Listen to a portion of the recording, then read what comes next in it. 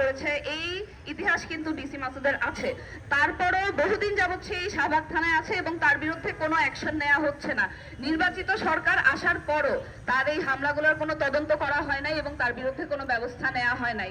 দ্বিতীয়ত যেই বিষয়টা, যে সাধারণত এই ধরনের ঘটনাগুলো যখন ঘটে তখন এটাকে একটা ন্যারেটিভ দাঁড় করানো হয় যে মাদকের বিরুদ্ধে অভিযান চালানো হচ্ছে, এবং আমাদের মন্ত্রী মহোদয়ও কিন্তু সেটাই বললেন যে মাদকের বিরুদ্ধে অভিযান চালাইতে হবে। রাত 12টায় কোনো তরুণ, কোনো কিশোর যদি এভাবে একা বাইরে থাকে তখন পুলিশ অবশ্যই তাকে ধরবে, অবশ্যই তাকে জেরা করবে। এবং সর্বশেষ তিনি বলেন যে তাতে যদি কোনো কনস্টিটিউশনাল রাইট লঙ্ঘন হয় আমরা সেটা পরে দেখব।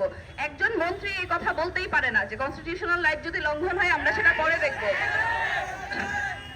সবার আগে তার সংবিধানকে আপহোল্ড করতে হবে, তারপর তার যদি কনসার্ন থাকে যুব সমাজকে নিয়ে সেটা সে তারপর ব্যক্ত করতে পারে। মন্ত্রীর এই ফুটেজ খোর কথাবার্তা, এই ধরনের জাস্টিফিকেশন, লেজিটিমাইজেশন দেওয়ার কারণে পুলিশ কালকে সাহসটা পাইলো নাইম ভাইয়ের উপর হামলা করার। আমাদের এখানে দাবি, হামলার সাথে যে কয়জন কনস্টেবল জড়িত ছিল এবং হামলার যে নির্দেশদাতা ছিল সরাসরি তাদের বিরুদ্ধে তদন্ত চালাইতে হবে। এফআইআর দায়ের করার পর তাদের এগেইনস্টে তদন্ত চালাইতে হবে এবং পূর্বেও তারা যেই ধরনের হামলার সাথে জড়িত ছিল, ক্রাইমের সাথে জড়িত ছিল, সেগুলোর এগেইনস্টেও তদন্ত করতে হবে, করে প্রয়োজনে তাকে সাসপেন্ড করতে হবে, অপসারণ করতে হবে, তাদের প্রত্যেকের এগেইনস্টে ব্যবস্থা নিতে হবে। ধন্যবাদ সবাইকে।